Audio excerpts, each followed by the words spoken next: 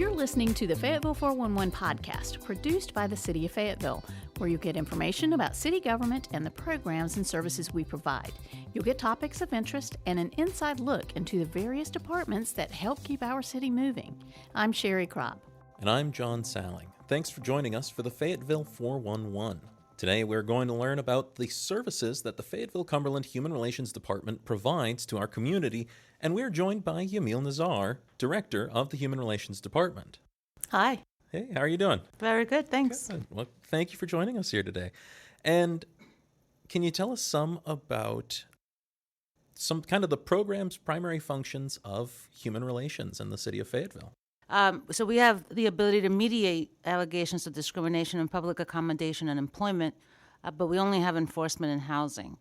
Some of the other things that we do is a lot of community engagement, letting people know what it is that the department does, what we offer residents of both the city and the county.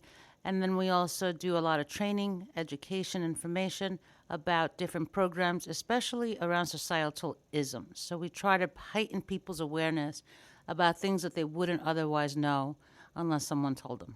Our number one call volume is tenants calling for information as to how they can deal with a landlord who is not doing what they're supposed to be doing. Because regular people don't know how to navigate systems. So we do a lot of that. So with most of the fair housing cases I've seen, and because most of them are as it relates to persons who I call differently abled, it's usually that the housing provider doesn't know what they are legally supposed to do. In other cases, sometimes it's the lack of awareness, right? So, you know, someone tells you that they have HIV/AIDS, and all of a sudden you're frightened to death that you're going to get it from this person, so you're not going to rent them your home or your apartment. It's just a lack of awareness, and that's protected under the Fair Housing Act, federally, state, and the city. So you can get into a lot of trouble for discriminating in housing under one of those 7 protected classes. So it's best just to call my office and say, I have a hypothetical. Mm-hmm. Okay.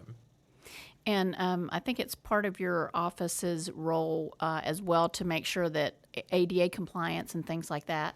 Right. So we deal with external ADA cases. So if you are a resident of the city of Fayetteville and you are visiting one of the facilities that we own, right, or a service or a program that we provide, and you or someone in your family has a disability that needs an accommodation, you would ask my department for that accommodation, and then obviously we'll review it and see if it's reasonable. Or if not, if it's something that we can't do, we'll talk to the family or the member that has a disability to figure out a way where we can accommodate them. Mm-hmm. Can you give us a couple of examples of what some of the fair housing discrimination would be? Give us some examples of that. So we have 7 protected classes, right? We have race, color, sex, national origin, religion, persons with disabilities, family status, which is the presence of children under the age of 18. So we have conducted national testing to figure out who's the number one group of people that are being discriminated against. In Fayetteville, I can tell you that most of our cases have had to deal with people with disabilities. Housing management and housing providers don't really understand what their legal responsibility is when someone has a disability. Their best bet is to call us. And if they don't and do the wrong thing, then the person can file a fair housing complaint. That can be very expensive to the housing provider if the allegations are proven true. The other group of people who we know are being discriminated against nationally is black families with teenage boys. It appears that the perception is that if there is a black teenage boy in the family, that boy is dangerous, and then some housing providers will be less likely to rent to them. Okay. And one of the other notations we have on here is LAP. That's the language access policy. So by federal law, because the city of Fayetteville receives federal funding, we have to be able to provide interpretation services to a person who has limited English proficiency. Here in Fayetteville, the number one language that we have that meets the threshold is Spanish. However, we have the ability within this city to say that if you have another language and you're limited in English proficiency and you need our services, then we will provide an interpreter. I just signed the contract today. It's very inexpensive to provide an interpreter to someone who has limited English proficiency. And that's so important to have that available, like especially during storms and things like that we've experienced in the past. In the city and county, they'll have press releases, press conferences, and things like that. It's important to have a Spanish-speaking person there or someone that can do sign language for the hearing impaired. So that is very important. Yes, and we make sure, Human Relations makes sure that we have both of those. We have someone who can interpret the conference into Spanish, as well as an American Sign Language individual. The housing program kind of being one of the flagship programs for you, can you tell us some about the collaboration between your work and the Fair Housing Board? So the Fair Housing Board is actually a quasi-judicial board. So if we find enough evidence to say that we can demonstrate that the allegations potentially can have broken our law, then the parties involved in the case can either choose to go to the Fair Housing Board or to go into the court system. The two have no limits to what they can provide in punitive damages. There is a limit to the civil penalties for both bodies. The good thing about the Fair Housing Board is that if either party selects the Fair Housing Board, their hearing will be faster than if we went into court. Do you know about how many cases you guys do in a year? This year we're going to top over 20. Our average has been about a dozen, but this year we're going to cross 20. And if someone feels like they are being treated, I don't want to say unfairly because that's too broad of a term, but if they feel like that they've been discriminated against whenever they're trying to rent an apartment, a home, or even buying, what do they need to do? Call my office. So you call Human Relations and we will do an intake, which is about a 20-minute conversation on the phone to make sure that the 4 levels that we have to be able to demonstrate are enough for us to file the complaint. So do they need any sort of documentation to bring with them? Not for the intake. Okay. For now, after we do the intake, we do have a face-to-face interview. Mm-hmm. And at that point, we do ask them to bring everything and anything they have, especially the lease. The lease is usually the most important document that we need so we know what kind of contractual agreement they have with the housing provider. What kind of training or educational materials do you offer to the public to help protect themselves? We have a whole number of training. So we not only train the public when it comes to discrimination in housing and employment and public accommodations, but we will offer that training to any and all housing providers. We will do any local company that has to have a need for it. Public accommodations. I know that a few years back we did one for a local supermarket and their staff because they were having some issues with sexual harassment in the workplace. We have done, the Housing Authority requested us to do fair housing training with them recently, so we did their entire staff with fair housing because my department is not meant to do the gotcha. I'd rather tell you what to do so that you don't violate this law than let you do something that is going to create a greater harm on the person that has been victimized by discrimination. So we have a very, very good open door policy. Any housing provider, any realtor can call my office and say, hey, I got this hypothetical. What do you think would be the right thing to do? And I'll tell them, because again, the least harm to individuals that we can prevent, the better. So we'll do residents, we'll do housing providers. We do sexual harassment, hostile work environment training. We do diversity, equity, and inclusion training. We do unconscious bias training. So a lot of educational and community outreach that you do. And I know that the Human Relations Department also has several annual events that you do. Talk about some of those. So their flagship event every year that's been around, I couldn't even tell you, a lot, more than 2 decades, probably 3, is the Community Awards recognition. It's a luncheon, and what we ask the community to do is to nominate people who have promoted positive human relations in 10 different categories. So youth, religion, military, and there's some humanitarian, a local business. And then the commission creates a committee that selects a winner for each of those.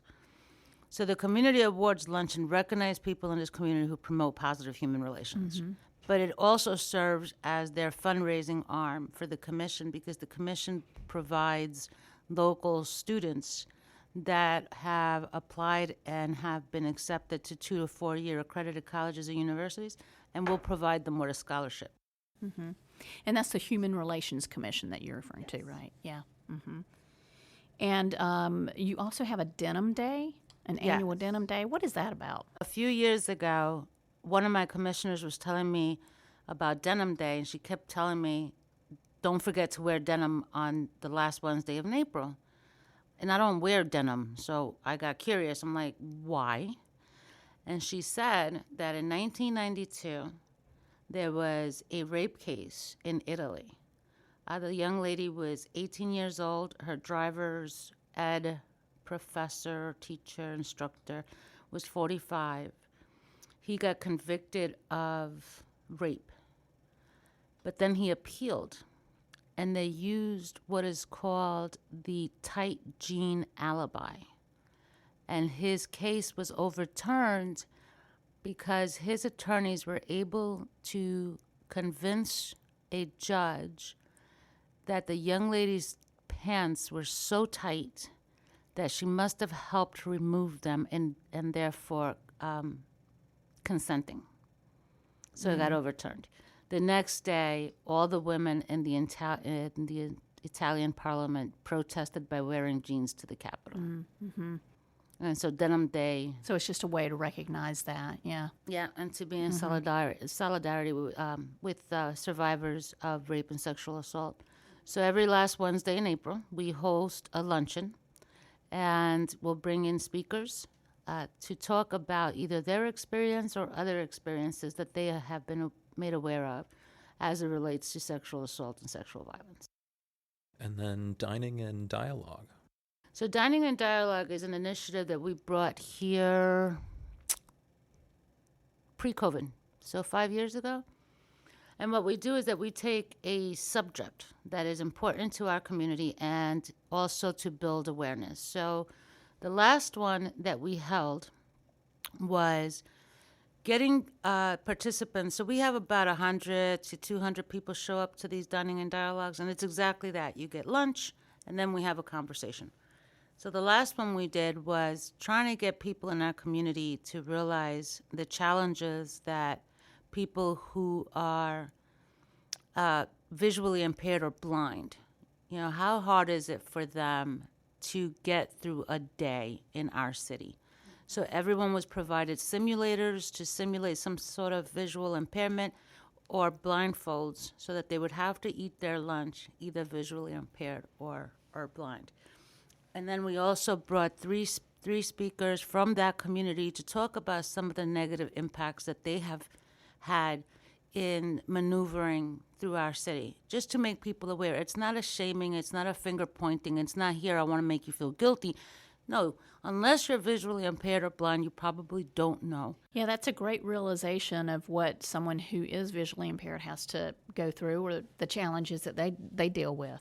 Yeah, like one of the stories that was shared was the woman was very visually impaired, so she couldn't pick out the cereal that she wanted to get. So she asked a clerk in the store to get her the cereal, and she didn't realize until she got home that the individual had given her the wrong cereal. So it's like, little obstacles that we really shouldn't have in our community. And then one person talked about the white cane and what the white cane means, and how to interact with people who have white canes and so forth and so on, or seeing eye dogs and things of that nature. So that one was good. The one before that, it was called Meet Your Muslim Neighbor, and we had about 8 leaders from the Muslim community.